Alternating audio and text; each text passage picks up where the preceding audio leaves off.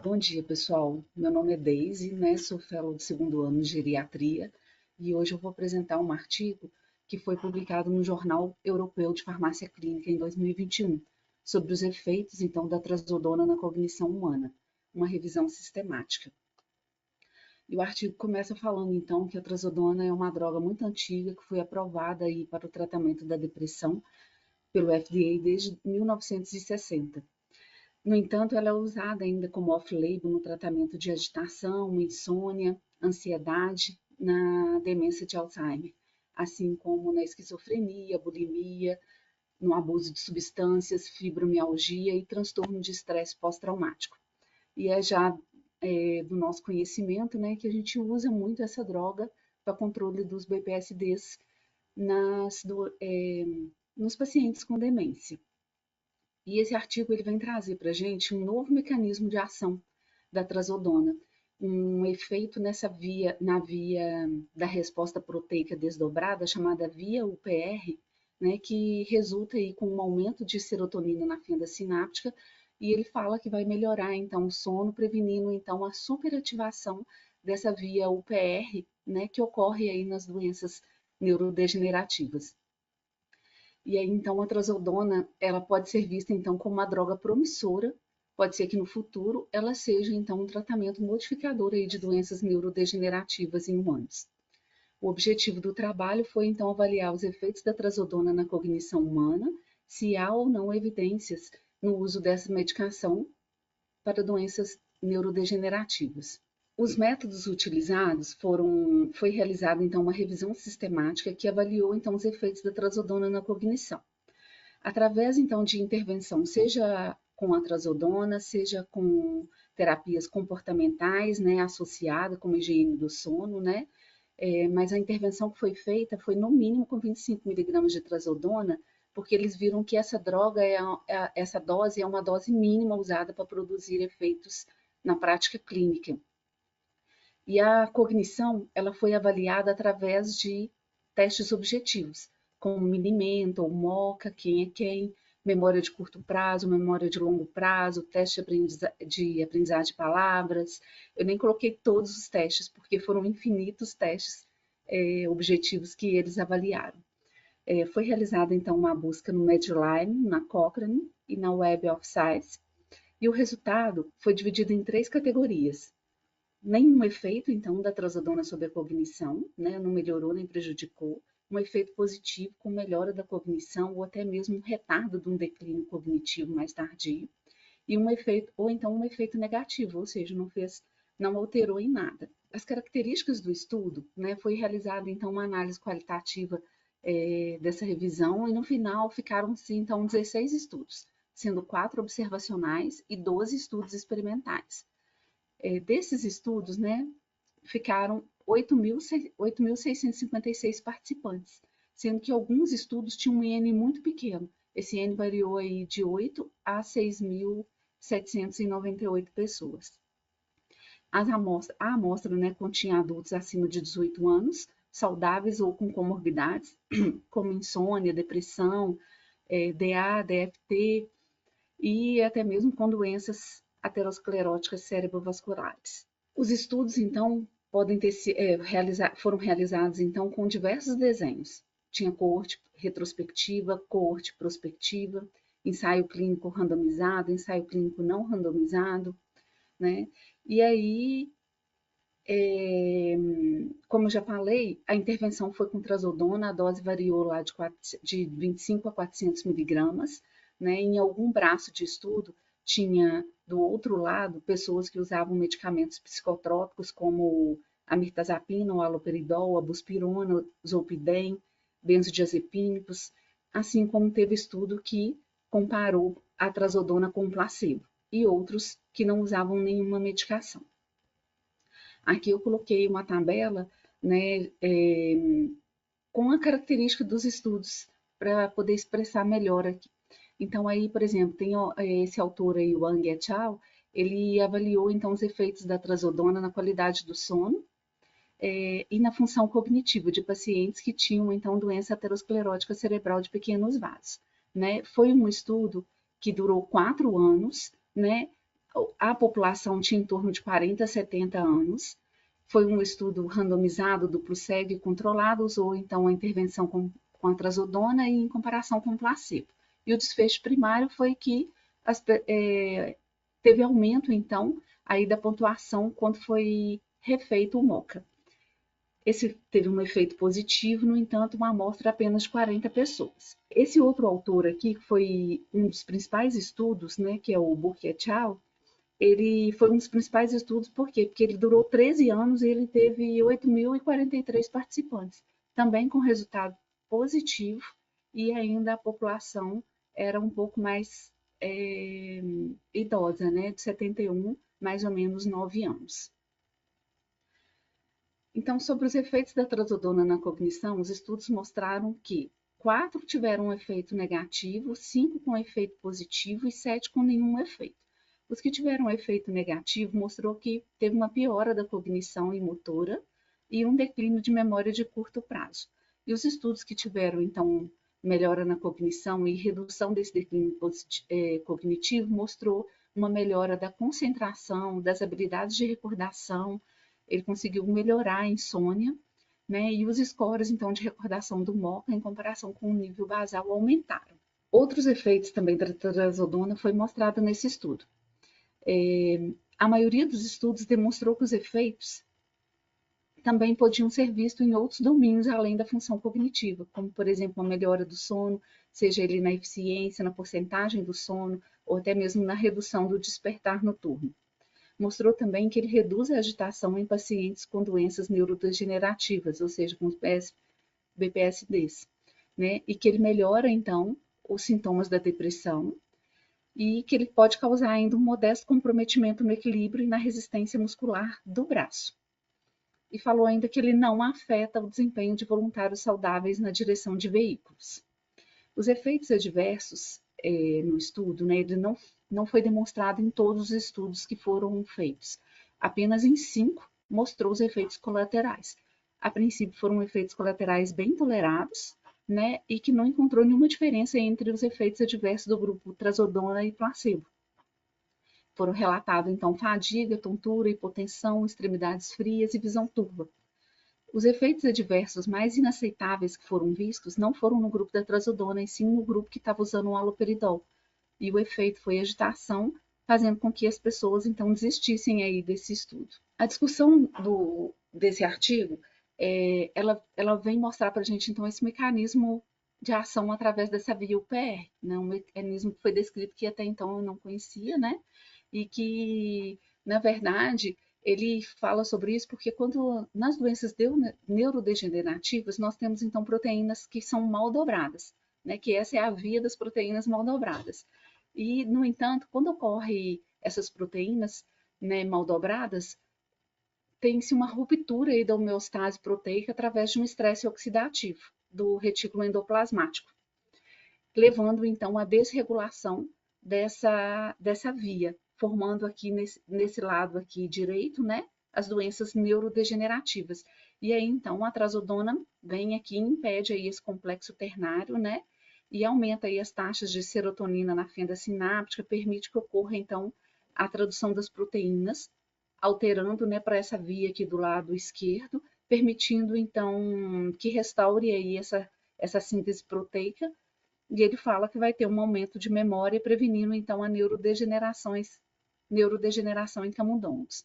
Contextualizando então com o nosso manual de terapêutica segura no idoso, né, lá ele mostra para gente que a trazodona é um inibidor seletivo de recaptação de serotonina, tem uma ação terapêutica dose dependente, porque em doses baixas ela atua no receptor como antagonista no receptor 5-HT2A, né, tendo aí então um leve efeito sedativo sobre o receptor 5-HT3, e em doses mais altas ela tem um efeito antidepressivo, e ele é agonista do receptor 5-HT2A. Além disso, ele ainda bloqueia os receptores alfa-1 adrenérgico, né, causando a hipotensão postural. E só para lembrar que no livro ele aparece de verde, né? Então, uma medicação que pode ser usada aí no idoso. Na discussão ainda, ele fala que a trazodona ela foi utilizada na forma aguda em alguns trabalhos, e que essa questão de ser a forma aguda, um pouco tempo de estudo, isso pode prejudicar a função cognitiva devido a esses efeitos aí sedativos. Esses efeitos, então, agudos e sedativos, eles se dão mais porque a droga atua nos receptores de histamina H1 e acetilcolina. E quando foi visto, então, o uso da trazodona por longos períodos, naqueles estudos, né, de maior prazo, viu que essa droga ela pode atuar em mecanismos que retardam, então, o declínio cognitivo. Esses efeitos da trazodona por longo prazo, né, sobre a cognição, eles são atribuídos mais a um reequilíbrio dos níveis de serotonina, que estão aí associados a um início mais tardio de ação dessa droga.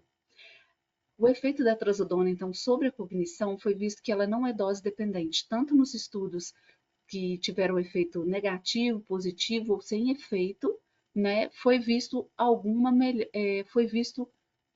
que não era dose dependente. Os estudos, então, com efeito positivo da trazodona na função cognitiva, ele foi atribuído devido a essa melhora do sono, como a insônia e os sintomas depressivos. Né? Lembrando que, então, na depressão a gente tem sintomas de insônia e de ansiedade e de agitação. E que, na verdade, uma depressão também está relacionada com declínio cognitivo. Então, parece que é plausível que uma droga que atua aí na continuidade do sono, né, e em razão do sono de ondas lentas, ela vai, então, melhorar a função cognitiva. E a trazodona, ela tem praticamente um efeito assim baixo, né, um efeito antimuscarínico, né? E mesmo que em doses mais elevadas, ela não tem esse efeito antimuscarínico pronunciado. E isso pode explicar, então, o fato dessa droga ter, então, menores efeitos aí antimuscarínicos entre esses antidepressivos colinérgicos, né? Na verdade, ela tem uma baixa carga anticolinérgica. Nos estudos, então, que o efeito negativo na cognição ia com piora da memória, né? Principalmente um estudo que ele avaliou pessoas que já tinham, então, aí insônia crônica, aí foi utilizada a dose lá da trazodona de 50 miligramas comparado, então, com o placebo. Né? Mesmo ele não conseguindo mostrar esse efeito positivo, esse efeito de melhora da cognição, ele concordou com os estudos, né, que tiveram um efeito positivo na cognição, de que essa droga, ela, de forma indireta, ela melhora o tratamento da insônia, que ela reduz ainda a agitação em pacientes com demência, né, e ele ainda atribuiu um pouco esse efeito negativo à posologia da trazodona, que era pela manhã, e que isso poderia estar prejudicando os testes de memória, devido a uma sedação. O paciente ficou muito sedado e aí na hora de fazer os testes, avaliar, isso poderia ter prejudicado, né? E uma outra questão que foi colocado é que esses estudos com efeito negativo, a maioria tiveram um prazo menor, né, 7 dias. E isso não foi possível, então, ver se tinha melhora ou não da cognição. Precisava, então, que esse estudo fosse um pouco mais, durasse um pouco mais tempo para essa melhor avaliação. E aí, assim, o artigo ele mostra algumas limitações, né, como, por exemplo, esses estudos, né, com curtos períodos de utilização e acompanhamento, com menores de 1 ano, os estudos que usaram uma variedade de testes para avaliação do efeito da trazodona na cognição. Então, eram muitos testes aí, ficou difícil comparar, né, assim, se realmente tinha ou não uma melhora na cognição. O efeito da trazodona foi avaliado em 1 ou 2 domínios cognitivos. Três estudos não relataram as doses dos fármacos que eles utilizavam. E os efeitos adversos foram relatados de forma espontânea pelos participantes. E alguns tinham demência, né? Não sendo possível aí, então, ser fidedigno esse relato. O estudo experimental, no caso, nós tivemos 12 estudos experimentais, os participantes estavam cientes, então, da intervenção que receberam. E os estudos experimentais, eles incluem poucos participantes em cada braço de tratamento. Então, assim, a conclusão do artigo é que a droga ela é útil no tratamento da depressão, insônia, agitação, em outros distúrbios comportamentais, né? A princípio, eu consegui ver que ela é uma droga ainda segura para ser usada no idoso, né? Que ela apresenta efeitos benéficos no mecanismo fisiopatológico da neurodegeneração, que a trazodona ela não tem nenhum efeito prejudicial, né, a longo prazo na função cognitiva e ela podendo então ser usada com segurança em pacientes com demência, insônia, agitação e outros sintomas. No entanto, nenhum desses estudos, né, avaliaram seus efeitos nessa via UPR. Então, assim, não houve evidências de que a trazodona pode ser então usada aí como um tratamento ativo de doenças neurodegenerativas. Ele não conseguiu mostrar que a trazodona vai então alterar o declínio cognitivo ou até mesmo o curso da doença. Essas aqui foram minhas referências. Aí, obrigada. Ótimo, parabéns. Deixa lá no título do artigo, né, para a gente poder começar a discutir e as pessoas que chegaram depois também, né, entender. Bom, é, basicamente, vamos assim, o objetivo inicial do trabalho é tentar ver se a trazodona é prejudicial ou não na cognição, não é verdade? Sim, sim. E aí, então, vão devagarzinho, só para a gente poder tentar extrair o máximo de informações possíveis desse tema, né? Assim, o que Uhum. que você sabia sobre trazodona? O que que você acha que esse artigo acrescentou na prática para você? E, né, assim, quais são as considerações práticas do dia a dia que você faz com a trazodona? Para até falar se você acha que esse artigo acrescentou ou não, o que que Tá. ficou para você de prático desse artigo, e até fiquei até curioso, né? Uhum. O porquê que você escolheu esse Esse artigo, artigo. né? Ainda mais você falou assim, né? Começou descrevendo uma via que eu nunca tinha ouvido falar, né? É, É, aí eu na fiquei verdade, curioso, né? Porque geralmente não é o artigo que o tipo de artigo que as pessoas escolhem, né? ó, primeiro que, assim, em termos de prática, né, é, realmente eu já prescrevi algumas vezes a medicação, principalmente para os sintomas mesmo de perambulação noturna. Os resultados foram bons, né? A maioria prescrito Então, foi nesse vai lá contexto. no seu slide onde está no use off-label. Então, assim, então é Tá. uma droga que você usa com uma certa frequência, já usava Uhum. nessas indicações da segunda linha que está aí. Agitação, Sim. insônia. Você usava muito Uhum. nessa segunda linha, off-label, que está aí. Sim, é assim, lá no Geni foi quando eu prescrevi realmente trazodona.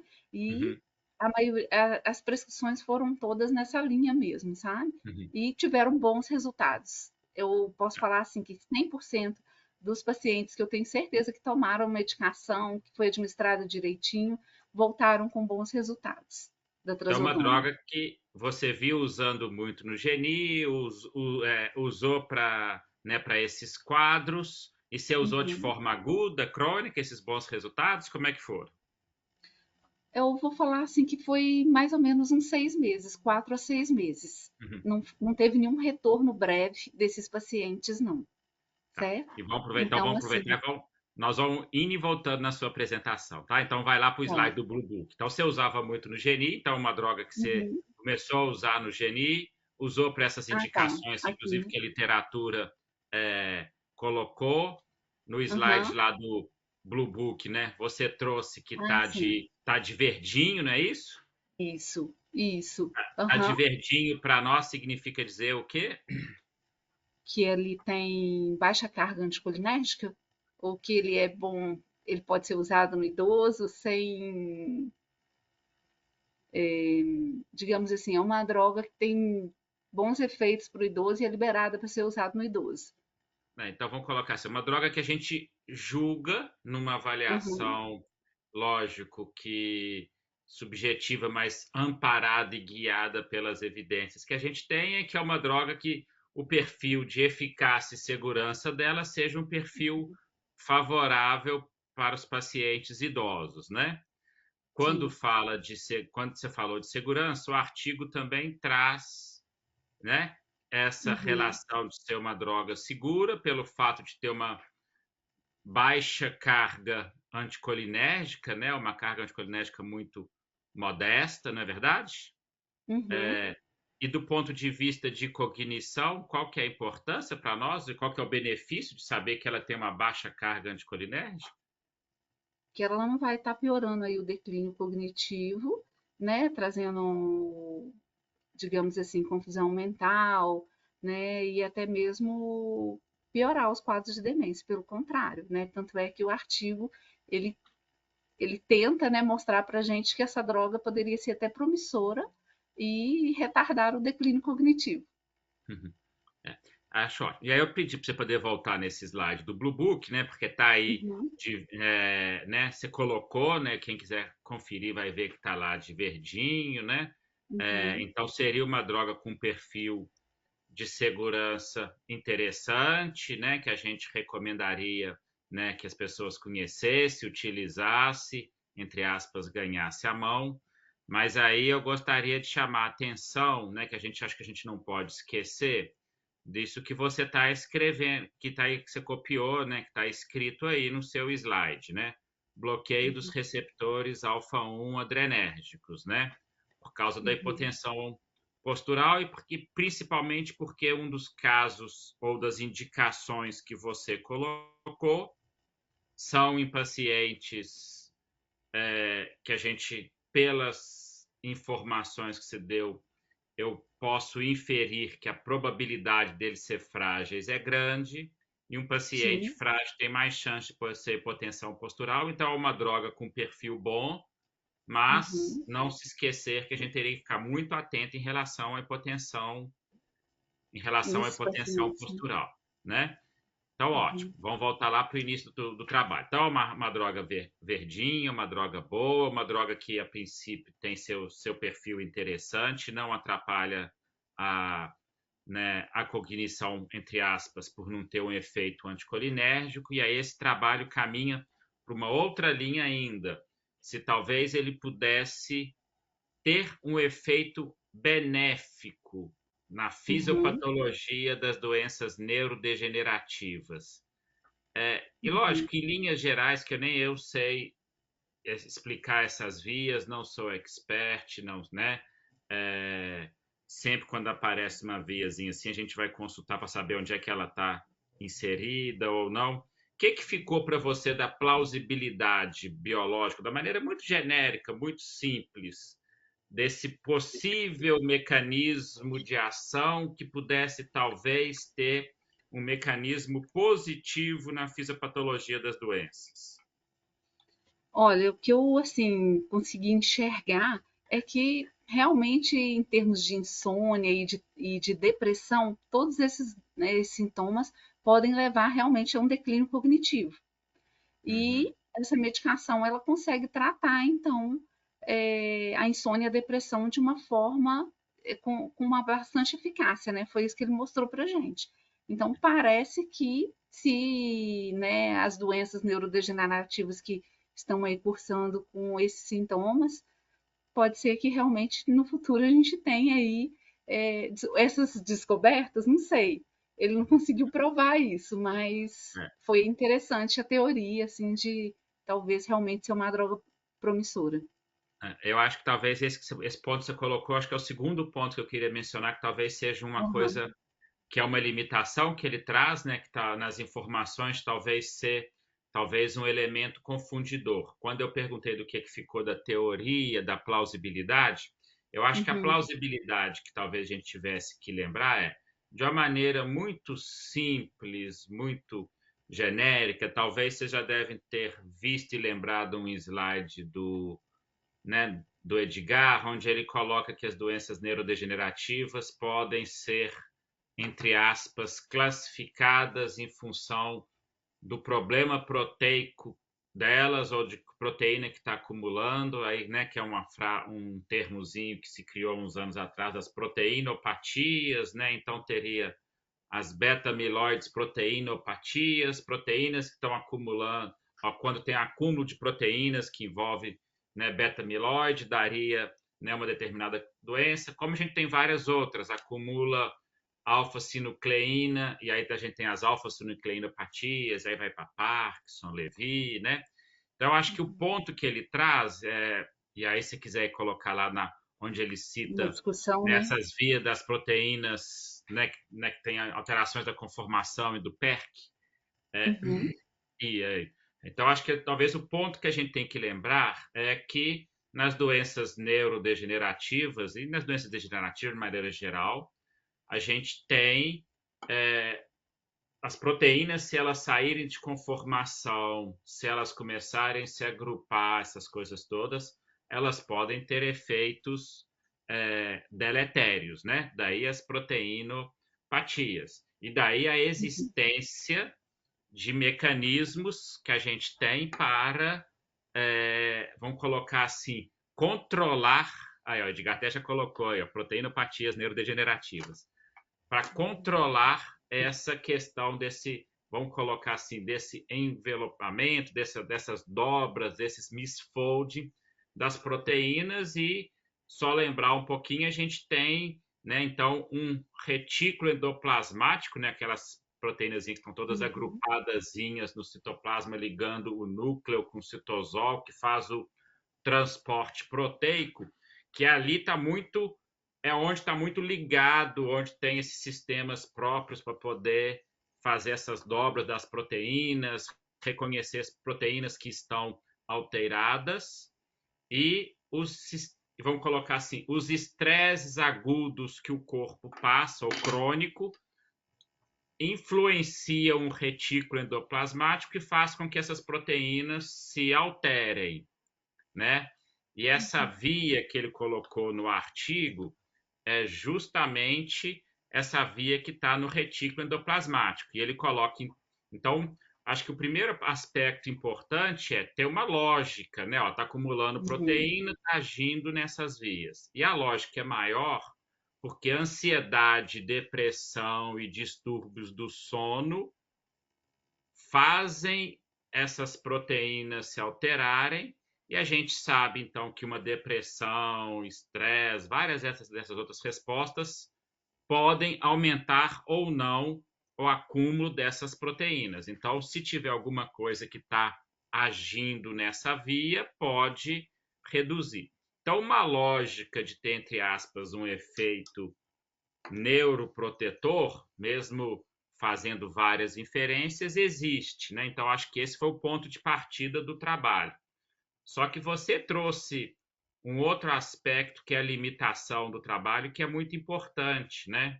Eu coloquei que os estresses agudos, e aí eu citei ansiedade, citei distúrbio do sono, alteram essas proteínas, essas conformações da proteína.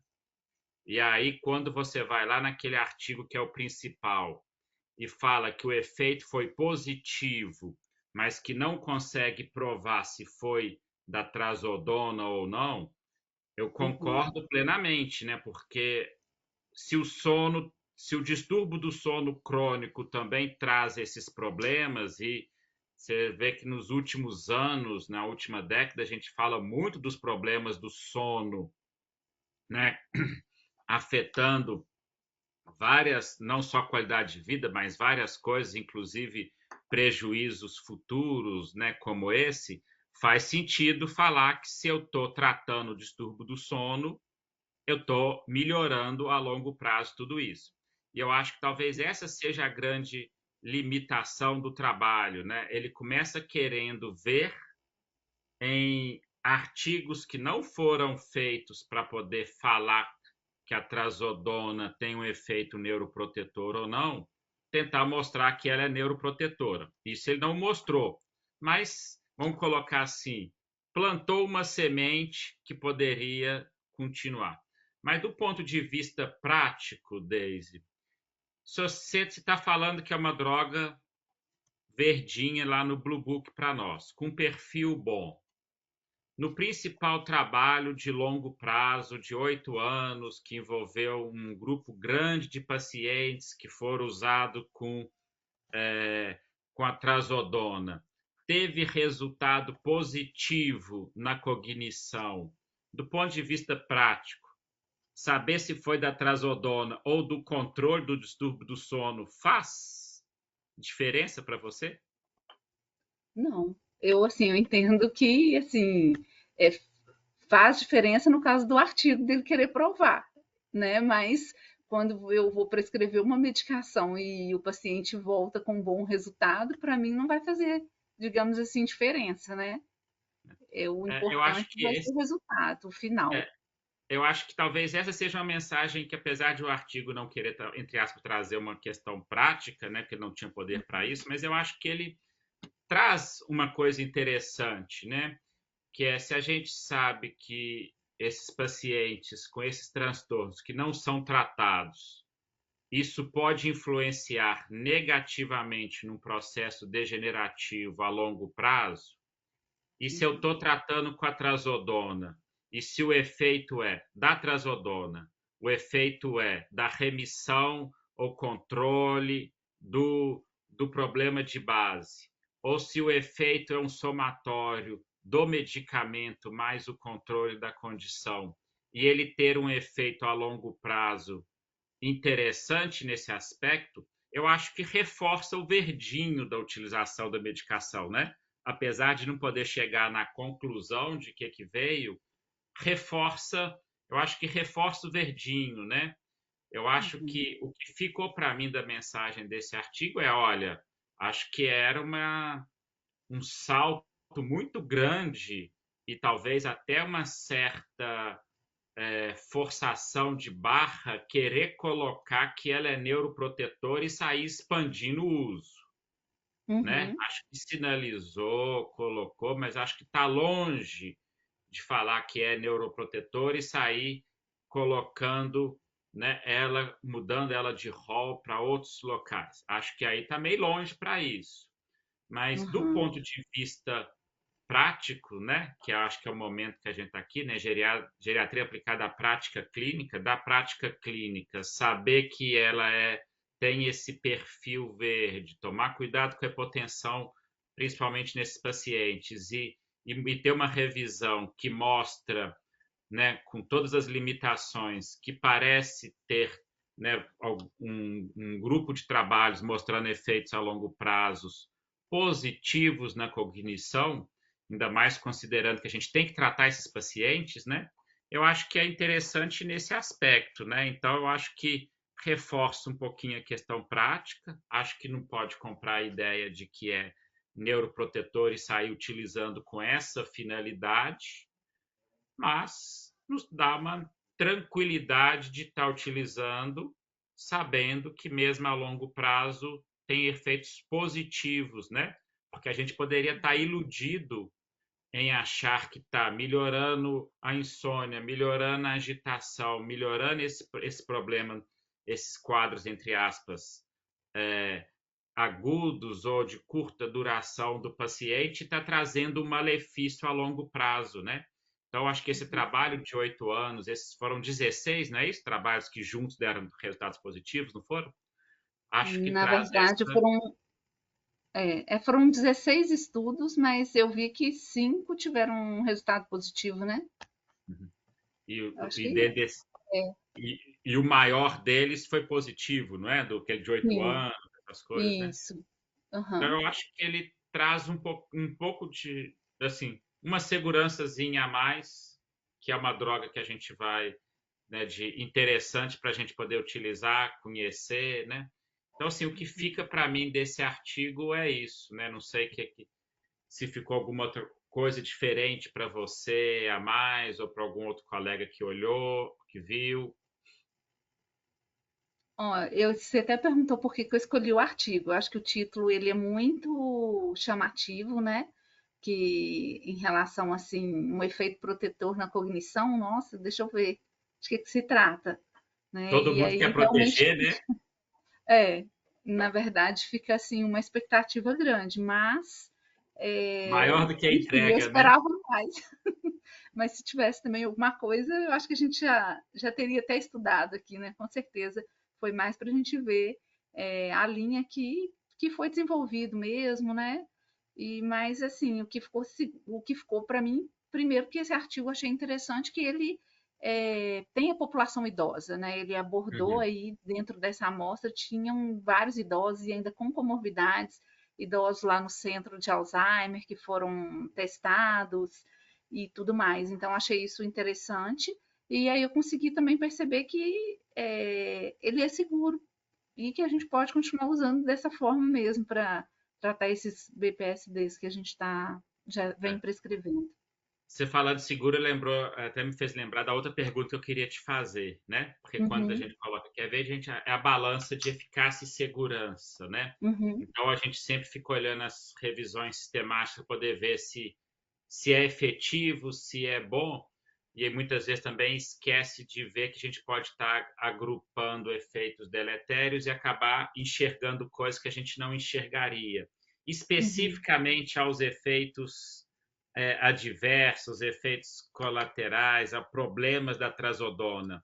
Na hora que juntou na revisão sistemática, apareceu alguma coisa diferente, preocupante, que a gente deveria ficar mais atento, além da hipotensão que eu depo. mencionei no início? Assim que eu me lembro, porque na verdade não foram todos os estudos que falaram dos efeitos colaterais. É, ele falou assim, aqueles de visão turva, de extremidades frias. Não, assim, eu não estou me recordando assim, talvez. E pelo relato que eu lembro, foram mais nos trabalhos no início e que isso não foi maiores problemas, não é verdade? Ele não Sim, enxergou nada diferente, né? Ele enxergou aham, só esses mesmo, vamos colocar assim, associados né, ao que poderia, entre aspas, aumentar o risco de queda, e parece que ele colocou que viu isso nos pacientes quando estava começando a utilizar essas coisas todas, né? Então, assim, ele também não deu muita importância para uhum, isso. E aí a gente não sabe se não deu importância porque os trabalhos originais não deram, ele não teve poder para poder enxergar, ou porque realmente não apareceu nos trabalhos individuais, né? Mas aí o bom que o Edgar já está chamando a atenção você está aí colocando. das Uhum, reações adversas mais comuns, né? Que está aí, uhum, se vocês forem ler o que está colocando no trabalhinho, está aí, né? uhum. É, ele acabou dando zoom, né? Mas tinha náuseas no início, mas aí os mais Náusea, importantes vômito, aí, diarreia. sonolência, visão turva e Uhum, hipotensão ortostática, que são os três que ele é, citou, né? A questão, uhum, acho que, do alargamento do intervalo QT, eu acho que aí o que fica de regra para nós é que é, esses pacientes com esses psicotrópicos todos, eu acho que a gente tem que ter um QT corrigido na linha de base, né? Quando for acrescentando, eu acho que tem que estar de tempos em tempos avaliando, né? Então, não se esquecer, vários, se não todos, inibidores seletivos da recaptação de serotonina podem alargar QT, né? Tanto é que vão colocar assim, é o tendão de Aquiles aí do citalopram e escitalopram, né?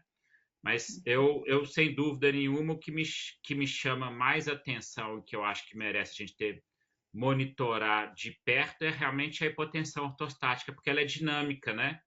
Ela oscila uhum, em função do estado volêmico do paciente, e o estado volêmico é uma coisa absolutamente dinâmica, não só no dia, no período, né?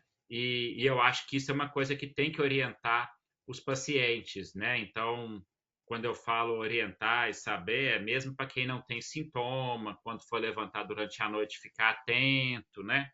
Acho que prescrever trazodona implica numa orientação, numa educação de algumas medidas não farmacológicas para minimizar hipotensão ortostática, né? A Edgar marcou aí também a questão do efeito arritmogênico, que a gente sempre toma cuidado com os psicotrópicos, né? E a bradicardia, que acho que, né, risco de queda, síncope, hipotensão ortostática vem no uhum, pacote, né? aham, Eu acho que esse a gente não pode esquecer, porque é verdinho, sim, é verdinho. A gente usa para paciente frágil tem esse risco, mas você viu que a gente usa muito com uma certa tranquilidade, porque os pacientes são orientados, né, avaliados, né, então ficar atento a isso. Mas iniciar, principalmente em doses mais altas, num paciente já com uma hipotensão ortostática seria algo importante. O Edgar está marcando de azulzinho aí o priaprismo, né? Que talvez eu acrescentaria, também. apesar, ao invés de raro, eu colocaria, apesar de muito, muito raro, eu nunca vi um caso relatado, né? E a Porque é gente tem azulzinho, né, Rodrigo? É azulzinho, né? é azulzinho, né? É o remédio azulzinho, né? Agora que eu entendi o azulzinho, né? Agora você entendeu? Não, porque assim, é raro, mas a gente já suspeitou em algumas vezes. Já tivemos um caso de priapismo com atraso. Eu já Bem, vi a gente mais de acha que um pouquinho de uma desinibição, né, do pois que é, propriamente um priapismo, né? Mas eu acho e que não o afeta a azulzinho libido, traz né? a lembrança importante, né? Então, eu vou imaginar. Lógico que agora eu vou para o outro extremo, né? Sair do idoso frágil, o risco da hipotensão, e, por exemplo, para um idoso robusto, deprimido ou ansioso, que tem, né, uma vida sexual ativa e uma preocupação com disfunção erétil com o uso de Pois é, antidepressivo, né? Aí esse é o azulzinho, ó. Esse pode, pois é. inclusive, melhorar, né? Não, mas porque a gente vê, ó, isso é raro e tal, mas assim, eu acho que qual que é o racional ele não afeta tanto a libido, ele não causa disfunção erétil como todo antidepressivo. Então, antidepressivo, um dos problemas é esse, né? Então, basicamente, a mirtazapina, né, causa muito pouco, a bupropiona, que é o melhor nesse aspecto, né? Agora, a trazodona ela é interessante, ela pode melhorar, inclusive, isso, e no caso do homem, né, essa questão da disfunção erétil.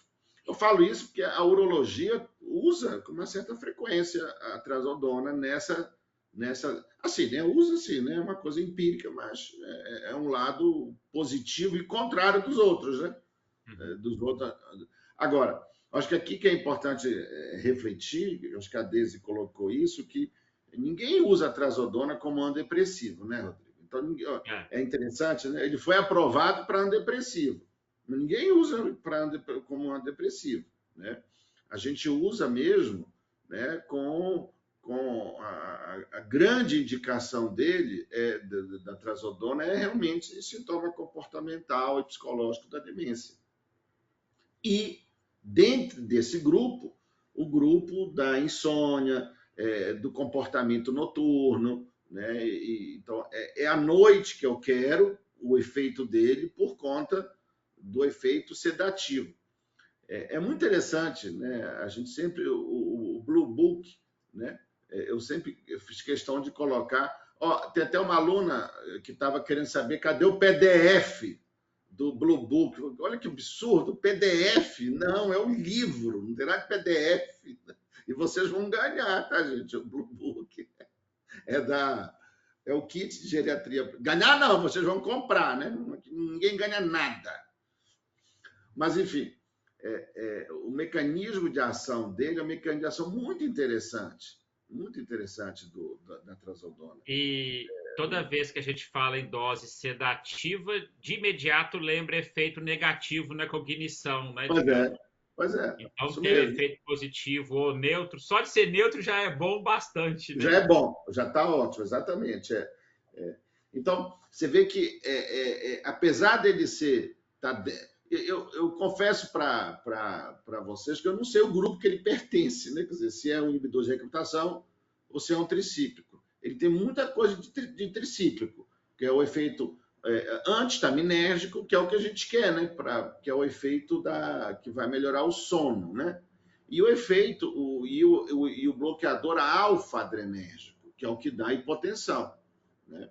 E que pode dar, e que vai melhorar o priapismo. Quer dizer, a causa do priapismo é o quê? Vasodilatação, né? Então, tudo faz sentido, né? Quer dizer, a gente vendo esses... Aí, de acordo com a dose, tudo é assim, tá, gente? A dose modifica. Isso é muito claro na venlafaxina, nessa questão muda o perfil do medicamento quando você muda a dose. Quer dizer, o efeito antidepressivo ele vai acontecer com doses maiores, que a gente não usa. Então, normalmente a gente começa com 25, 50 miligramas, vai até 150, né, Rodrigo? Mas que isso... Nem a psiquiatria eu vejo usar, né? Na psiquiatria é uma 300 por causa de efeito antidepressivo. Em Pois é, DFT, muitas buscando vezes as isso, né? pessoas vê utilizando, inclusive com dose acima de 150, É, mas só lembrar que o paciente com DFT, geralmente ele é pré-senil, forte pois e é, uma agitação exatamente. absurda, né? É, Então, acho que essas doses, vamos colocar assim, superiores a 150 miligramas dias, né? São para casos selecionados, né? Não é para é. utilização off-label que a gente quer no idoso frágil, né? Porque Não, aí pois é, o complica. efeito alfa-adrenérgico vai ser altíssimo e o risco elevado, né? É. Ela ganhou uma ênfase, eu acho que o Rodrigo lembra, em termos de demência, na demência frontotemporal, né, Rodrigo? Que É. havia um movimento, né, como não tem nada, não tem nenhum medicamento na demência frontotemporal, eles deram muita. Não sei, o Rodrigo, Não como tinha nada mergulhou muito muito. positivo, Pois só é, trabalhos pois é. observacionais. Aí teve um É, trabalho ou outro observacional que foi positivo, né? E como que você queria efeito sedativo em controle de é, comportamento, né? Teve uma, vamos colocar assim, é uma droga interessante para poder pensar nesse é. caso, né? Como o tratamento de demência, gente, é sintomático, olha, o efeito off-label não me interessa, né? Off-label não é que não interessa. Eu não tem nada que é on-label na demência, assim, exceto as medicações antidemência, né? Todas as outras são off-label. Então, o que vai nos permitir a decisão de usar, gente, é a questão da segurança. É isso que a gente tem que levar em conta. E aqui não há dúvida que o grande problema dela é o efeito alfa-adrenérgico, bloqueador alfa-adrenérgico. Se você for pensar, é a mesma coisa que acontece com a doxazosina, né, com a antiga prazosina, dá hipotensão, principalmente no início. Então a gente tem que ter cuidado com isso, é a única precaução maior. Né? Tirando isso, realmente é uma droga muito segura. Nunca tivemos problema, né, Rodrigo? Eu não Sim. lembro de trazodona. E realmente, olha, a trazodona, no meu modo de ver, ela veio para competir, vamos dizer assim, com clonazepam, com diazepam, né? Com os outros hipnóticos, né? Porque normalmente, tá, gente, quando o indivíduo está tomando hipnótico para insônia, é muito difícil você tirar e não colocar nada. Muito difícil. Então, se você estiver achando que tem um componente de depressão, que é uma causa importante de insônia, a mirtazapina é muito melhor. Né? Ela vai tratar a depressão e vai tratar a insônia. Né? Também levando em conta, entendendo que a dose é diferente. Né? A dose para efeito antihistaminérgico, ela sempre é menor. Né? Mas, olha, a dose serotoninérgica, que é o que eu quero, é maior, mas vai tratar a depressão, melhorando a depressão, melhora a insônia. Né? Agora, quando eu quero usar só como hipnótico, eu uso 15 miligramas. Não precisa aumentar. Agora, quando depressivo, não. E a trazodona. Né? A trazodona veio, então, como sendo, quando eu tenho uma insônia importante, né? Que as medidas não farmacológicas não resolveram, ou então eu estou na transição, que tudo que é não farmacológico, tudo que é medida não farmacológica demora, tem que ter paciência. A gente tem que ter paciência, não é fácil, mas principalmente a família e o paciente, né? Para esperar o efeito, que demora. Então a trazodona é muito boa nessa fase de desprescrição, né? E é mais segura do que os do que agora ela não está mais competindo com o clonazepam, nem com o diazepam, é com a Zolpidem. zolpidem. Então, assim, olha, não há E dúvida acho que é que aí melhor. você lembra, né, quando você fez essa competição, acho que aí talvez lembro de um outro link que a gente pode fazer com o artigo, né? Que essas drogas que ele competem, sabidamente a gente tem fortes evidências que piora a cognição a longo Pois prazo, é, né? exatamente. Então, o uso crônico de benzodiazepínico a longo prazo É, está associado com uma conversão e um risco maior, né, de síndrome demencial, né? Então, ter uma droga que não tenha esse efeito na cognição a longo prazo, só por ter um efeito neutro já é muito positivo. é muito Se ainda positivo. tiver, entre aspas, um bônus que a gente não sabe Pois é. e hoje não tem condição de falar, né, que possa ser neuroprotetora, melhor ainda, né? Menor Mas só ainda. porque as outras sabidamente são deletérias para a cognição a longo prazo, né? Isso é interessante. E por isso que a gente, no Blue Book, a gente fez questão de dar vida a cada item desse aqui, tá, gente? Isso tem que fazer parte do espectro de vocês. Tem que saber qual que é o risco de QT. Olha, todo medicamento psicotrópico aumenta o QT. Então, muito cuidado, porque a gente esquece disso, que é uma cruz só, mas juntando a trazodona junto com outros que a gente usa muito, o citalopram. Esse paciente pode estar usando citalopram, né, Rodrigo? O escitalopram, porque ele tem sintoma comportamental da demência ou tem depressão. Ele vai usar o próprio inibidor da colinese também. Olha, vai dar um QTzaço, né? Então, cuidado com isso. A hipotensão. A carga anticolinérgica não é o que chama a atenção, quer dizer, não é tão intenso quanto nos triciclos, mas ela existe, principalmente em doses maiores, né? A questão da carga sedativa, que é o que a gente quer, inclusive, né? A confusão mental, tudo que é sedativo dá confusão mental e, consequentemente, o risco de queda. Então, a gente tem que ter cuidado com isso, quer dizer, não é uma droga... Agora, é interessante, Deise, esse artigo foi um artigo que nós encaminhamos ou você pegou? De onde que veio esse artigo? Foi vocês que colocaram no grupo. Inclusive, eu estava até com dificuldade para escolher o artigo, porque todos que eu escolhi, alguém já tinha apresentado no dia que eu estava tentando achar. Aí ficou esse e um de dieta proteica no DRC, que também o pessoal estava um pouco na dúvida se tinha sido apresentado. Foi colocado. Eu não estou lembrado, assim, porque primeiro é que o artigo 2021, né? Normalmente a gente usa artigo de agora, né? Ou então alguém colocou no grupo, alguém dos preceptores, né, Rodrigo? Eu acho porque que é um nome muito provocativo. Olha, artigo a gente tem que ter muito cuidado, né? O nome dele... O nome é mais provocativo do que a entrega, né? Pois é. Engraçado, não... Mas é interessante, eu acho que pode ser por isso, né? Eu não me lembro. Pode ter sido uma discussão quando alguém falou alguma coisa de trazodona, alguma coisa assim, aí alguém postou o artigo, porque olha, ele quer... Eu acho que discutir trazodona é importante para nós, né? Rodrigo, eu queria comentar depois, tá? Por favor. Fala, Gelson. Pode falar. Bom dia a todos aí. 2 comentários bem pontuais. A gente sempre lembrar que qualquer medicamento ou intervenção, né? Mas no caso, nós temos sempre que lembrar, procurando o risco da medicação e a terceira perna da tríade é o custo, né? Então, lembrar sempre do custo.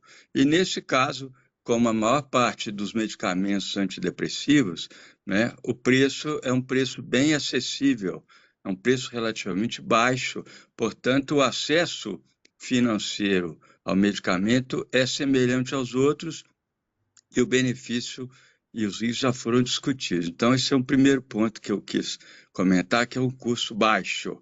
O segundo que o Edgar comentou, que eu tinha pensado logo no meio da apresentação, é que a posologia é muito variável e, portanto, você pode, enquanto médico do seu idoso, no caso, fazer e seguir um dos nossos lemas, vários lemas, né, Rodrigo, Edgar, Maura, que é step by step, quer dizer, a gente pode começar, que é o start, e aumentar progressivamente de acordo com o que você vê de resultado, que é o benefício, e eventualmente algum risco, já citado muito bem pela colega, e que o Edgar e o Rodrigo enfatizaram aí.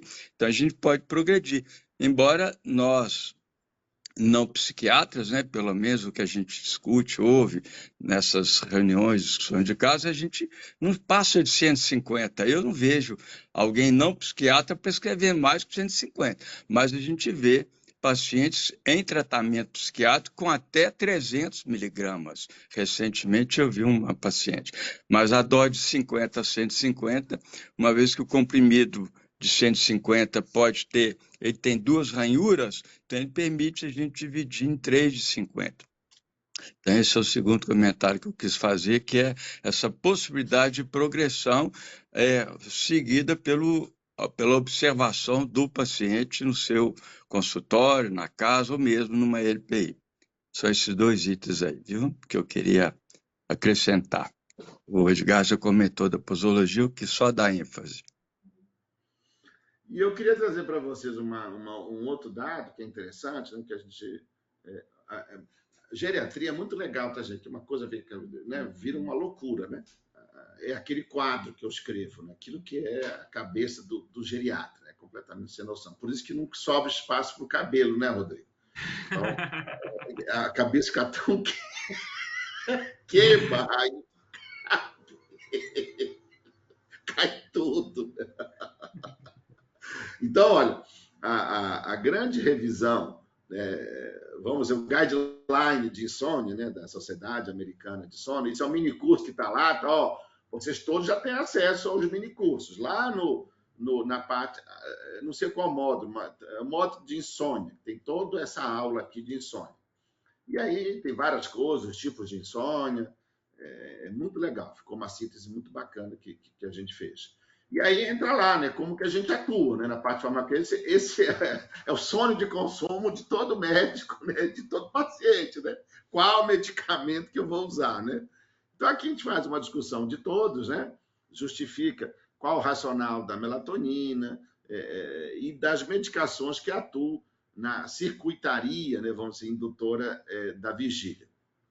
E aí tem cada um deles, né? Quer dizer, essa é a droga, teoricamente, mais utilizada. E vamos quais são os medicamentos que atuam nessas... Quer dizer, quais são os medicamentos que atuam, os antidepressivos, digamos assim, né, nessa circuitaria, que são todas essas de captopril. É muito interessante porque essa revisão, eles deixam muito... Não, para que a doxazepina aqui. Eu fiz questão de dar ênfase, né? A trazodona, né? Eles não recomendam, né, a trazodona para insônia. Você vê como que é difícil, né, gente? Então, nesse material aqui da Sociedade, da Associação Brasileira de Sono, lá até tem a trazodona nessa dosagem, a mirtazapina, a doxepina, que essa parece ser a medicação mais interessante, né? Para insônia, mas a mais perigosa, porque o efeito dela na insônia é o efeito anticolinérgico, né? Quer dizer, a dose que vai ser. Então, a gente morre de medo da doxepina, mas é o que está todo mundo usando. A mirtazapina não vou nem falar. Mas é mais para vocês entenderem isso. Olha, realmente as coisas não são tão consensuais, né, em relação a esse aspecto. Então, fiz questão de trazer isso para vocês. Só para poder reforçar, ainda mais que está gravando, depois fica uma mensagem, né, que você passou rápido. Doxazepina a gente sempre vê, mas em dosagens aí que você passou rápido, né, geralmente de 2 a 6 miligramas, que é completamente contrário aos 25 miligramas, que é o comprimido que a gente vê circulando, né? Ótimo. Então, ótimo. é micro-ultra dose de doxazepina, né? E aí aquela história, né? É feito para adultos, é feito com um olhar geral esses guias, né? E a amitriptilina está encabeçando e trazodona não está, né? Agora, no paciente idoso, será que a gente justificaria, a gente concordar, né? Que é o que você discute, né? Com amitriptilina, com indicação sim, e trazodona como não, né? Acho que a ideia de benefício, segurança no idoso talvez nos obrigue, né? Pelo menos essa é a nossa visão, cortar a amitriptilina e liberar a trazodona, né? Que essas duas primeiras a gente não usa as de baixo, né? Então, tudo bem, a efetividade não é tão demonstrada, mas a segurança é maior, né? Enfim, aí tem os benzepínicos, enfim, não é o caso. Essa questão do sono eu trouxe porque aqui, ó, eu até mandei para vocês agora essa revisão aqui. Eu achei muito bacana, né?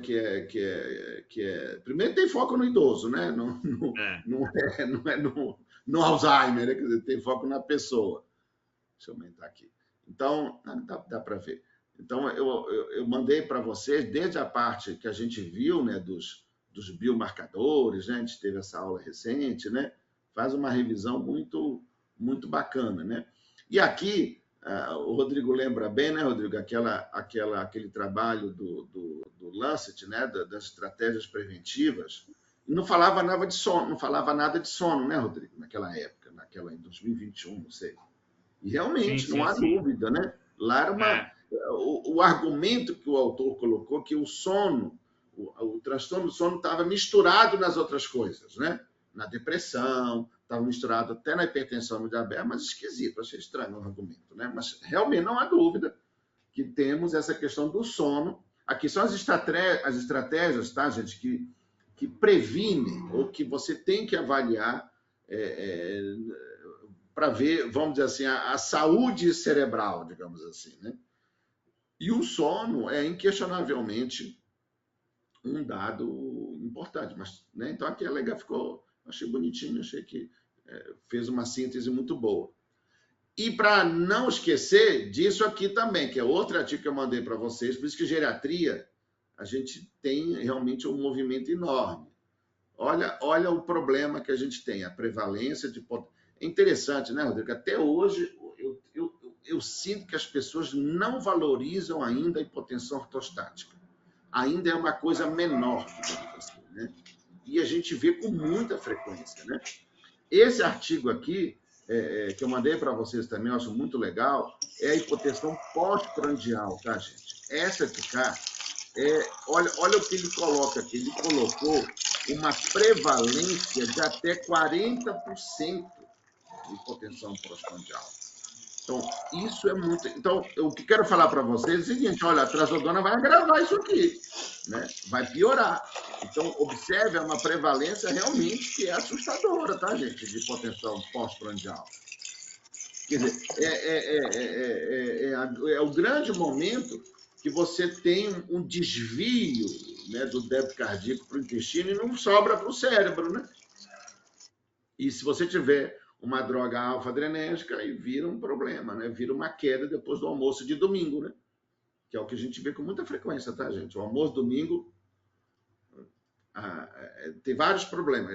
É ótimo, tem vários problemas. Primeiro, a reunião da família, né? E que pode trazer problemas, né? Ainda mais quando é temperado com cerveja, com bebida. Depois, é quando levanta, o nosso idoso é quando levanta da mesa. Olha, gente, tão frequente, né? Quando você sai do almoço, que geralmente a comida é melhor, né? A comida é boa, come mais. Demora, né? Porque então a pessoa já está meio assim, né? Então, você vê que uma coisa, o que eu quero mostrar para vocês, essa é a inter-relação que existe entre as coisas, tá, gente? Tudo é integrado, não dá para se fragmentar, né? Agora, o efeito, para concluir, neuroprotetor, né, da trazodona na demência na demência de Alzheimer realmente é igual ao efeito condroprotetor da glicosamina, aquela discussão que a gente teve lá atrás, né, do colágeno tipo 2, não tem nenhum. Não tem nenhum, né? Não é isso que a gente utiliza na decisão de usar a trazodona nos nossos pacientes. Esse não é o efeito que a gente busca.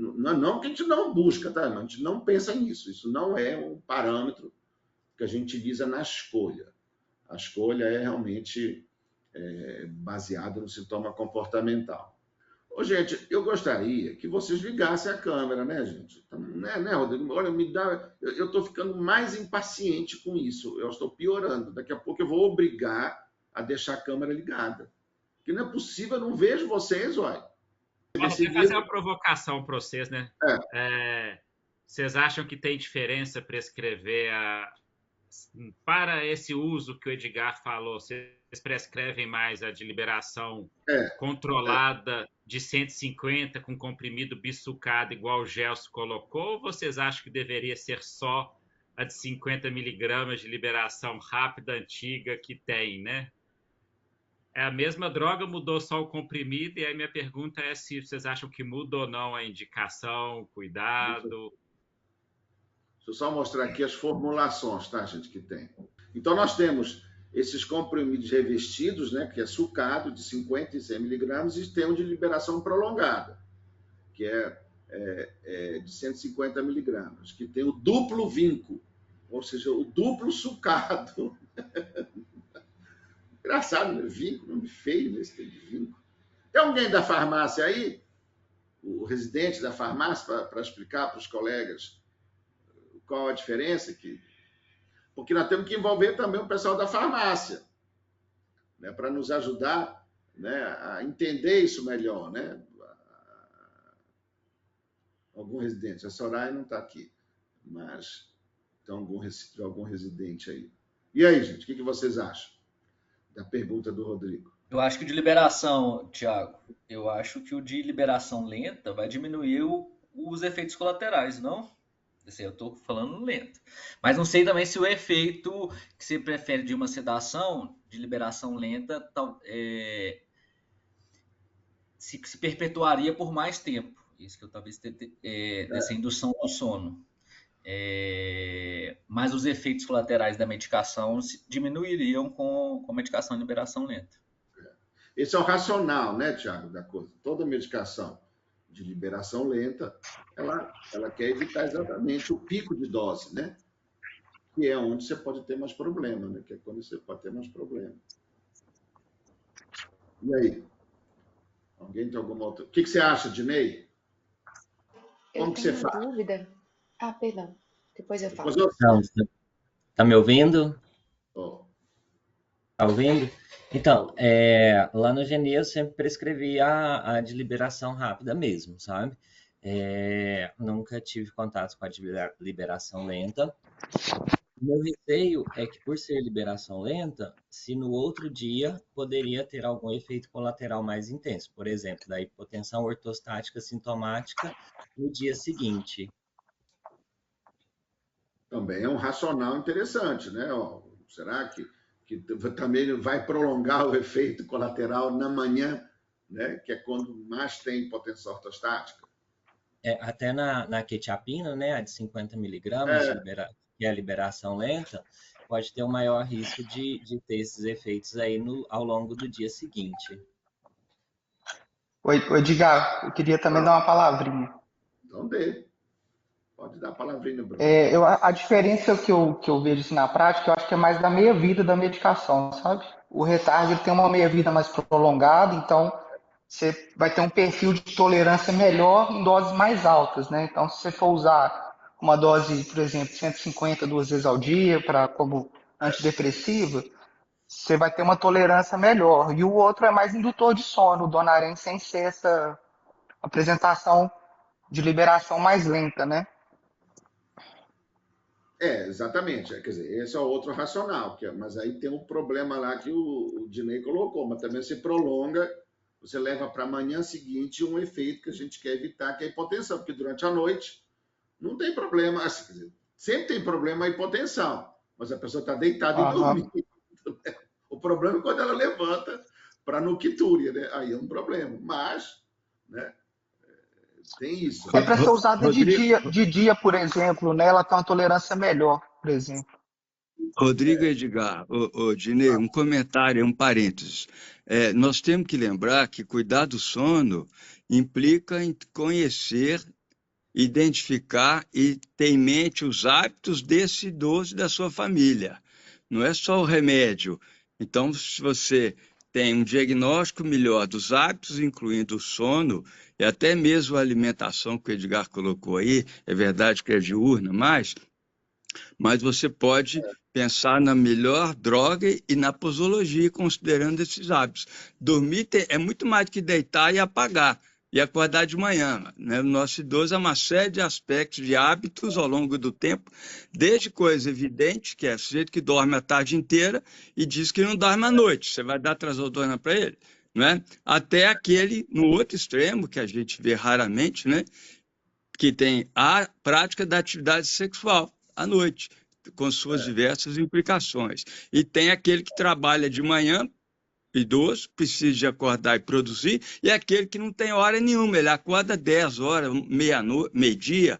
Então, conhecer a vida real desse paciente, como é previsto na nossa abordagem, em termos de plano de cuidado, etc., é muito importante, tá? Só esse pequeno comentário aí.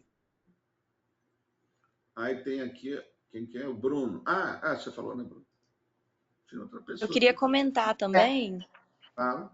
Bom dia. Bom dia. Que muitas vezes a família ou o idoso trazem a queixa de insônia. E aí, quando a gente vai explorar isso, na verdade, é uma alteração natural da arquitetura do sono que pode acontecer com os idosos, né? Então a família fala, ele está dormindo poucas horas por noite, o idoso também queixa disso, mas na verdade isso não é um problema, então não precisa ser medicado, né? Por isso que vocês têm na apresentação do caso exatamente essa caracterização, né, para se definir qual é o transtorno do sono, né? Então, aqui eu estou mostrando para vocês os tipos de transtorno do sono, para saber qual que eu vou usar. O que a Raquel está falando é que o principal transtorno do sono do idoso é o avanço de fase, que é o quê? Ele dorme com as galinhas, né? E acorda como chama? Com morcego, né? Enfim, acorda muito cedo, né? Mas ele dormiu. O problema não é falta, privação do sono. É que ele começa cedo, termina cedo, né? Então, é muito importante caracterizar. Ou se é uma apneia obstrutiva do sono. Então, não é dando vamos dizer assim, o hipnótico, né, de cara, né? Saber qual é o problema, né, que o paciente tem, né? Para saber qual é a intervenção mais indicada, que pode ser inclusive a luz, né? Ou a luz em comprimido, né? Que é a melatonina. Eles pegaram a luz, né, e colocaram no comprimido. E geralmente o problema é a higiene do sono, né? É muito comum. Exatamente. Que é Geralmente, assim, o idoso fica com a televisão ligada, aí dorme 4 horas de tarde, toma café de noite. Exatamente. Ou então fica mexendo no Zap Zap até Exatamente. tarde. É muito frequente isso, né? Quer dizer, hoje em dia, praticamente todo mundo tem televisão no quarto, né? Então, realmente, olha, fica difícil. E aí a gente volta a mostrar nesse trabalho que eu mostrei para vocês qual é a única intervenção que é on-label na insônia. É a terapia cognitivo-comportamental. Só que ela é muito trabalhosa, né, gente? Inclusive, vamos aproveitar e dar notícia. Foi legal que aí como é que chama, gente? A psicóloga trabalha com o Bernardo, Isabela, enfim, a gente está montando, né, um ambulatório do sono, né, na quarta-feira. E a Jéssica, ela está entusiasmada, porque quem vai fazer terapia cognitivo-comportamental, gente, é psicólogo, não é a gente que vai fazer. Não é higiene do sono. Higiene do sono é uma coisa muito, muito assim, bobinha, tá, gente? Aquela coisa que não é isso que é a terapia cognitivo-comportamental para insônia. A insônia é um componente, né, que às vezes é super exagerado também, né, no impacto dele. Tem outras coisas que são de grande importância, mas é um treinamento, tá, gente? Como mudança de estilo de vida, né? Não dá para a gente fazer, a gente não dá conta de fazer isso. Nós, médicos, estou falando, né? Alguém tem que fazer, né? Então, nesse ambulatório, uma das coisas que acho que vai ser até o doutorado dela vai ser isso, no caso vai ser essa parte, a parte também de cognição, né, e da parte de sono e cognição. Então, o Bernardo, né, está muito entusiasmado com essa ideia. É um ambulatório multi ou é só da enfermagem? Da enfermagem não, da psicologia? Não, é da psiquiatria, da psicogeriatria.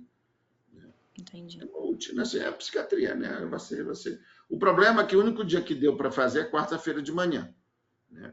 Que tem sala lá. Então, a gente vai, a fim de que se estruturar melhor, depois vocês fazem um rodízio, né, para participar, e acho que vai ser uma coisa bacana. Não começou ainda então, não. Então, ele tá dentro daqueles optativos que a gente pode fazer.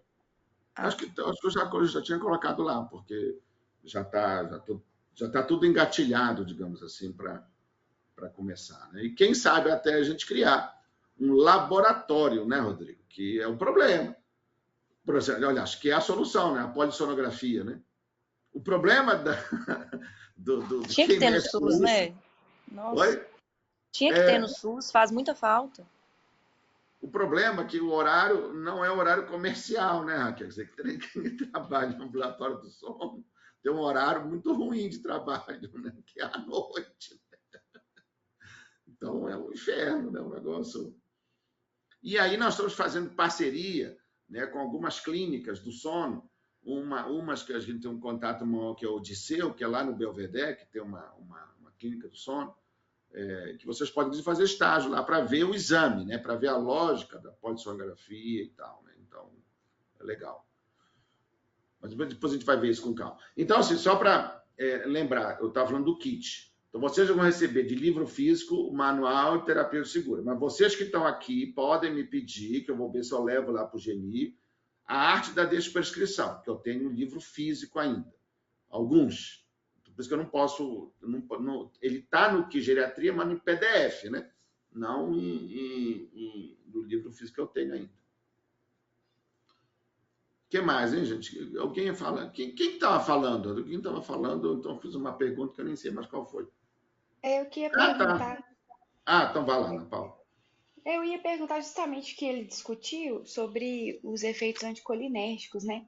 Que a minha dúvida era essa: se no dia seguinte, usando a liberação prolongada, eu iria aumentar o efeito anticolinérgico ou se eu iria diminuir. Mas se for pensar, eu tenho um efeito cumulativo, né? Que aí eu vou passar a noite e esse efeito vai aparecer de manhã. Então, realmente, o uso pontual talvez seja mais interessante, né? Para esse efeito diverso. Realmente, eu não sei a diferença, tá, gente? Eu não sei a vantagem. Eu não tenho uma ideia clara. Né? Qual a vantagem que eu vejo de liberação prolongada? Ele tem um duplo vínculo. Então, eu tenho 3 comprimidos num só. É 3 que vale 1. Olha, já é 1 que vale 3, né? 3 de 50 miligramas que eu posso dar. Então, por quê? Normalmente, eu começo com uma dose menor e vou aumentando. A gente começa até com uma dose menor, de 25 miligramas. Então, seria, teoricamente, o de liberação... Não sei se dá para falar que é liberação rápida, que não é liberação lenta, né? Você vê que ele é sucado, né? Quer dizer, aqui eu acho que é melhor para a gente começar. Mas depois que estabeleceu a dose, né? Na época que eu conferi, pelo menos, saía mais barato ter esse de cá. Comprar o de ação prolongada. Em termos de ação, gente, disso tudo que vocês falaram, eu não tenho essa clareza, Rodrigo, não sei se você tem. Né? Realmente, o racional, se eu for dar uma dose maior, é melhor usar de ação prolongada. Né? Mas fora isso, eu não vejo muita diferença desse trem, não, de usar uma ou de outra. Tá? Então, aqui, ó, o que a gente colocou aqui? Ó, o comprimido de liberação prolongada tem duplo vínculo, né? Permite que seja repartido em 3 doses de 50, o que facilita o aumento gradual. Então, às vezes é isso. O aumento gradual, né, é complicado, né, quando você... Mas dá também, porque o outro açucado... Então, realmente, eu confesso para vocês que eu não tenho uma clareza. Você tem, Rodrigo, alguma preferência específica? Como que você usa isso na vida real? Quando eu fui olhar, quando surgiu os de 150 e surgiu dessa forma, o que eles colocaram e que viu e tentou colocar nos trabalhos é que tinha uma tolerância melhor, justamente, vamos colocar assim, pelo fato de estar mais achatado esses efeitos, e foi, inclusive, o investimento da indústria para conseguir ganhar tolerabilidade para poder chegar a 300 ou passar de 300 miligramas, né? E aí eu acho que depende muito, eu faço muito pelo que eu quero, né? Então, assim, se eu quero um efeito hipnótico, sedativo, e aí eu estou pensando principalmente à noite, o que eu faço é o raciocínio oposto do que eles viram aos 150. Se o de liberação lenta é o que teve, entre aspas, menos efeito colateral, e o que eu quero agora é o efeito colateral sedativo, eu quero o que faz o pico mais rápido. O Adriano não pode nem escutar o que eu vou falar, né?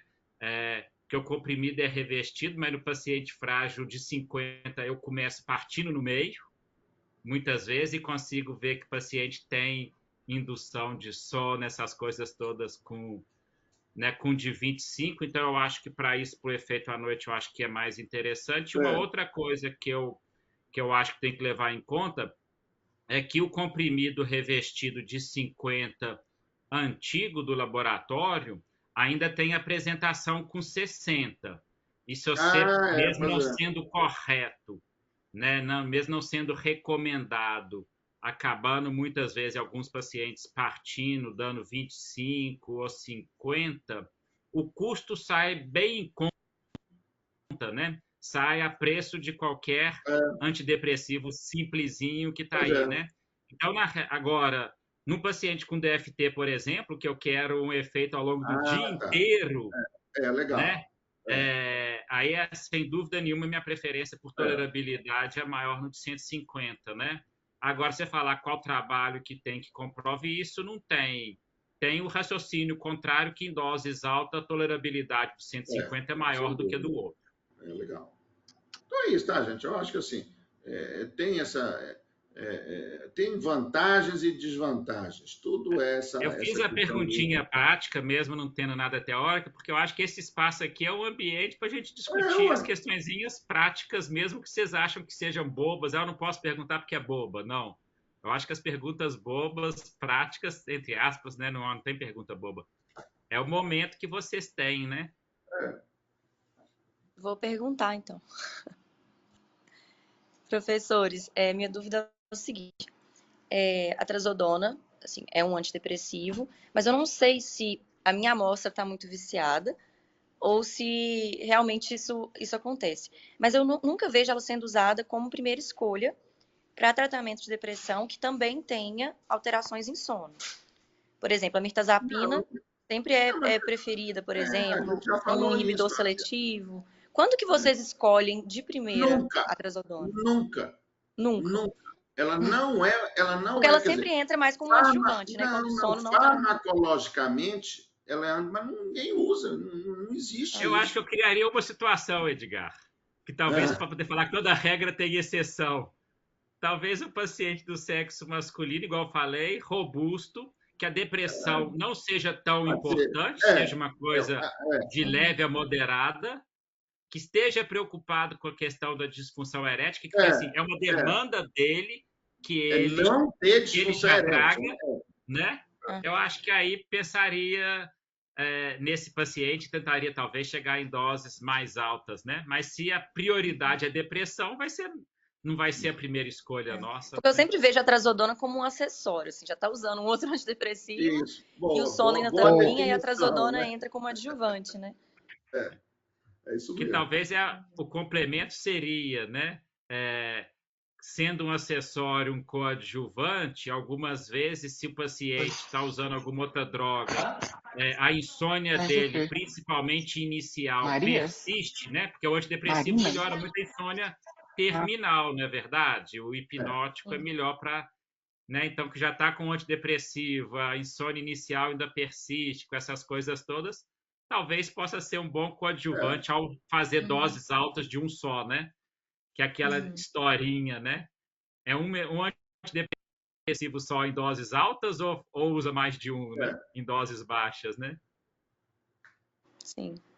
Tá bom, obrigada. Mas é isso, porque ela não é antidepressiva. A gente começou falando isso. Ela foi aprovada como antidepressiva, mas ninguém usa como antidepressivo, né? Então, por isso que você não vai ver como droga de escolha. Quer dizer, aquilo que eu falei, olha, se eu tenho insônia e depressão, eu tenho que tratar a depressão e não insônia. Aliás, normalmente a insônia é um sintoma da depressão. Então, eu usando qualquer antidepressivo, vai melhorar. Tá? Agora, se eu puder usar um antidepressivo, que além de antidepressivo, ele tem um efeito hipnótico, a melhora da insônia vai ser mais depressa, né?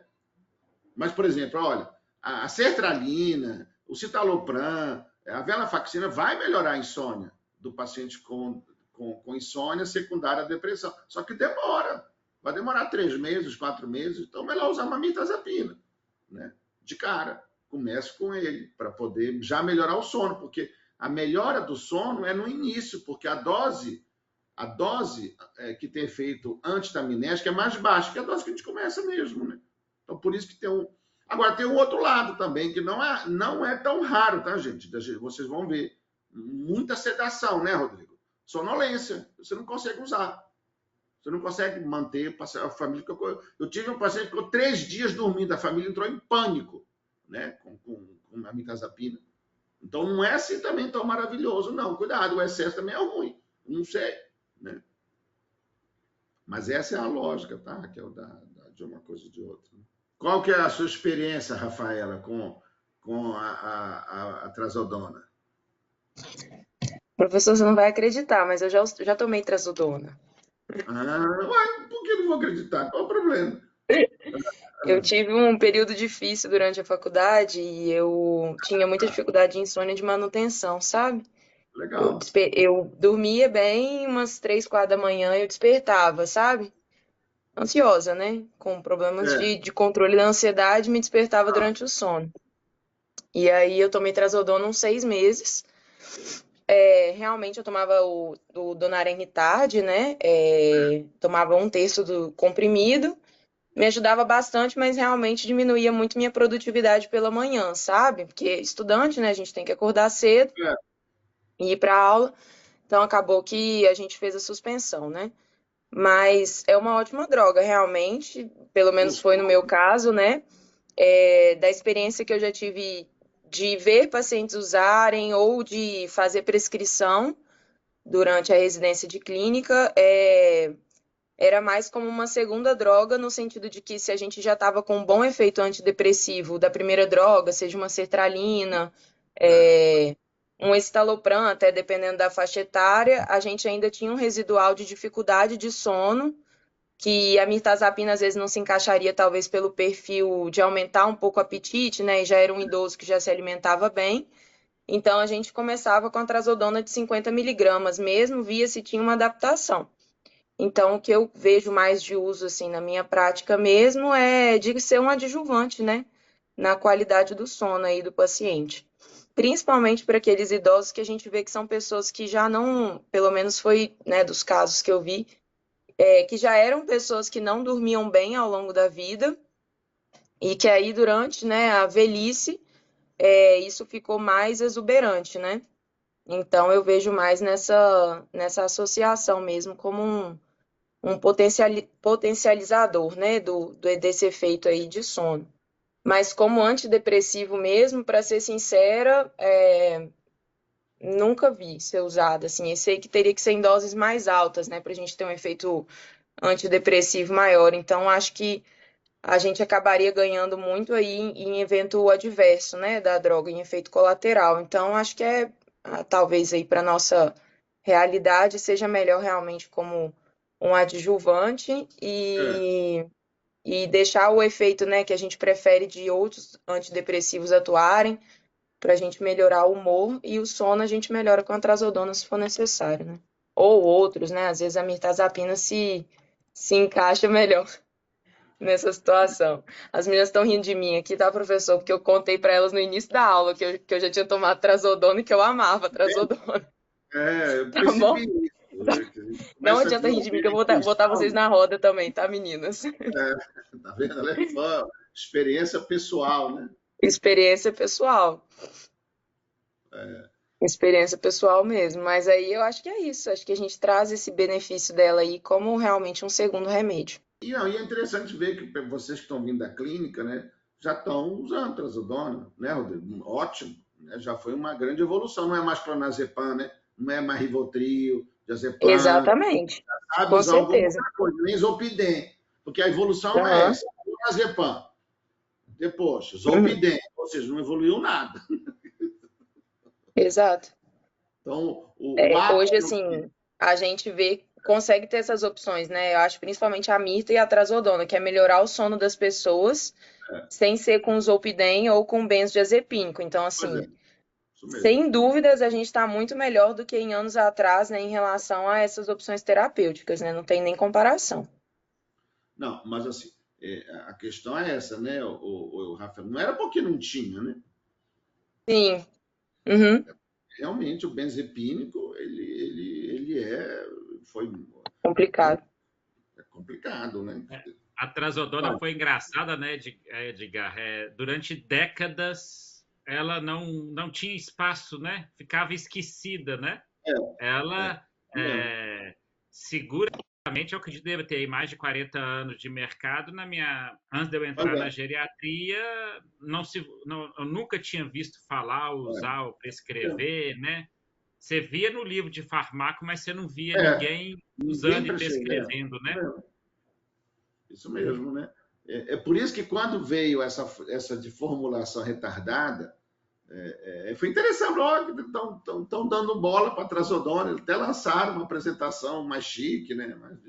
De ação prolongada, né? Era um medicamento meio assim, né? Meio...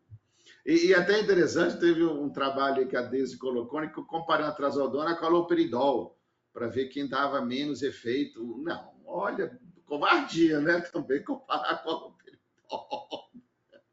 Para mostrar segurança, né? Porque o lugar de um não é o outro, né? Eu não conheço. Mas eu acho que as comparações é de trabalhos, você vê que era do desinteresse, né? E eu acho que aí, nesse aspecto, a saúde do idoso, a geriatria, contribuiu para poder trazer um interesse para o medicamento, né?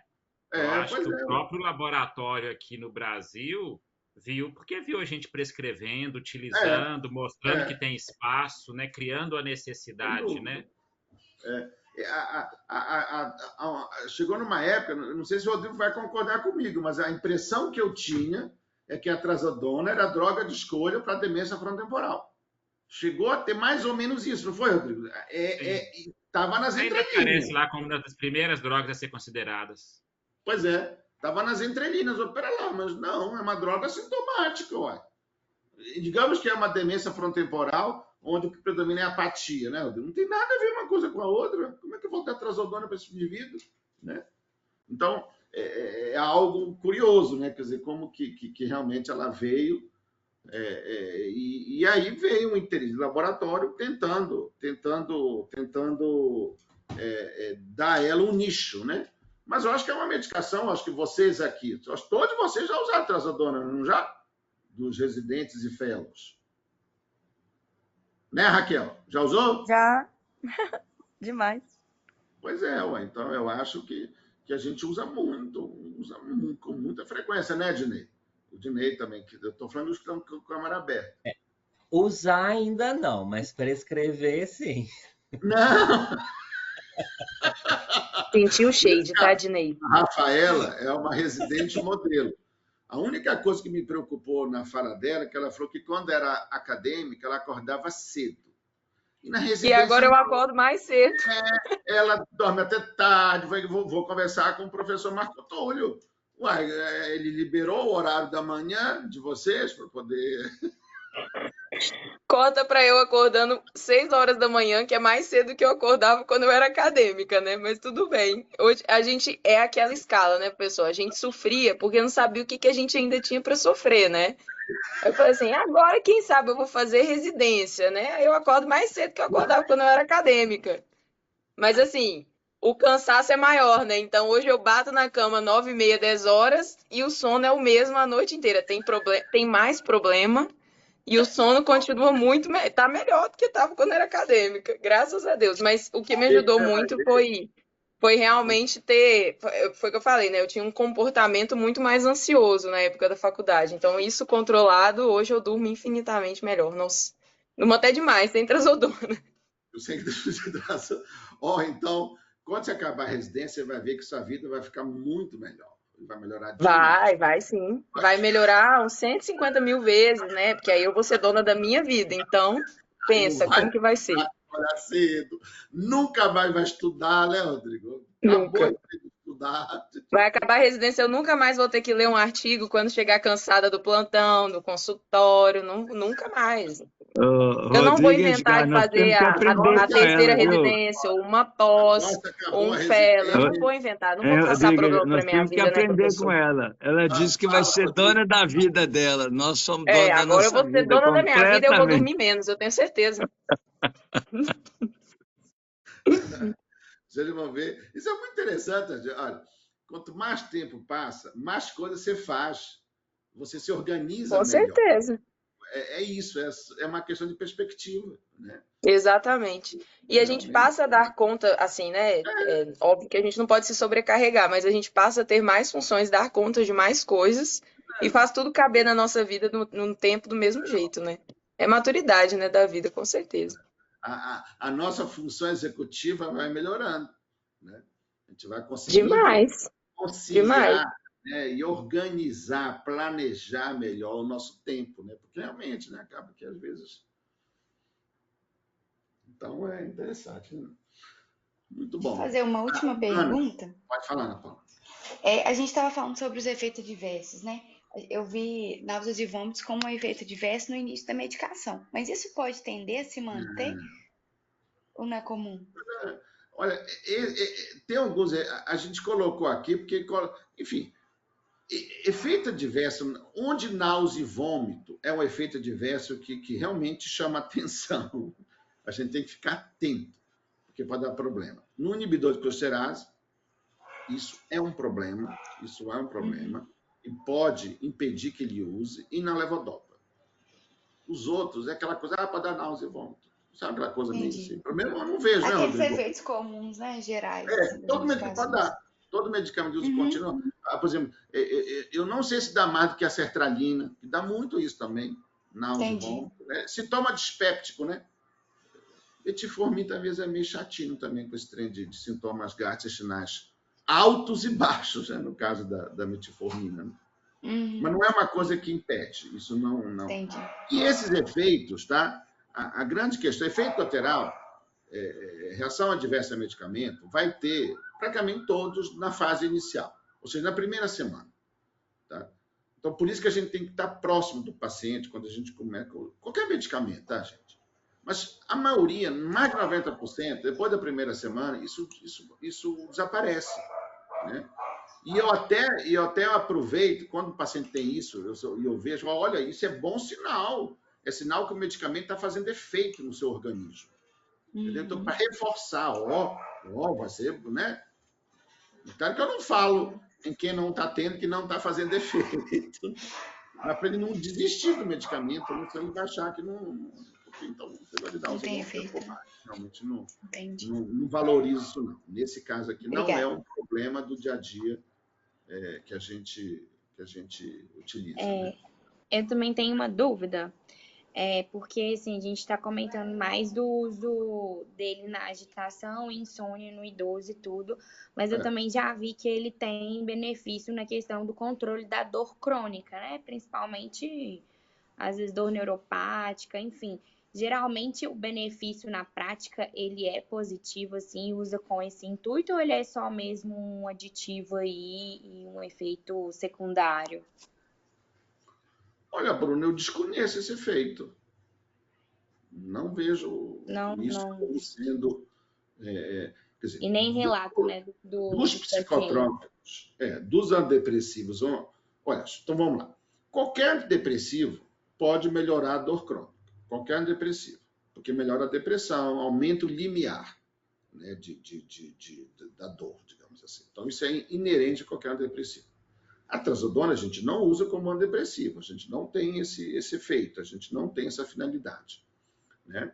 Dos antidepressivos, existe a duloxetina, que tem um efeito um pouco melhor na dor, tanto neuropática quanto na dor noceptiva. Mas eu nunca vi falar da trazodona, né, Rodrigo? Você já ouviu falar? Eu não vejo isso como sendo especificamente para dor crônica, não. E eu acho que aí eu faria até o raciocínio que você acabou de fazer, né? Se a gente não a considera como antidepressivo forte, para poder imaginar que o paciente com dor crônica, eu vou usá-la para poder tratar a dor e aí melhorar, eu não pensaria. Mas se tem, eu desconheço por ignorância minha, né? Você vê até aqui, ó, no livro, aqui no Blue Book, aqui, tá, gente, que quem fez uma revisão, não fala. A única coisa que fala que é diferente, né? A questão da bulimia, né? Desordens alimentares noturnas, né? E eu nunca vi, assim, nem citado trabalho, né? Lógico que pode ter, né? O fato da gente não conhecer não quer dizer que não tenha. Eu já vi com outros psicotrópicos que tradicionalmente as pessoas nem consideram, como memantina, né? Mas trazodona eu nunca vi. Entendi. Não, é porque eu tô fazendo uma pós de clínica da dor e que, assim, pacientes que geralmente têm dor refratária e tudo, ela entra como um coadjuvante, sabe, ali? Só que pode ser que quando tem um componente, né, de insônia mesmo associado, assim, para... Pergunta, faz uma pergunta lá na sua pós para nós de qual que é onde que é que tem essa informação, até para você poder nos ensinar e eventualmente a gente né, trazer alguma coisa, fazer alguma recomendação, atualizar, Sim, né? sim, com certeza. Esse Obrigada. espaço para a gente aprender também, né? E a gente vê aqui com o Igor, que é a nossa referência, né, na dor, né, que é anestesista e geriatra, né, que trabalha aqui na clínica de dor nossa aqui do GENI, que vocês vão fazer um estágio, ver o que ele vê, mas eu nunca nem ouvi falar. Né? E olha que dor é uma coisa que a gente vê muito falar e ouve muito, né? Bacana.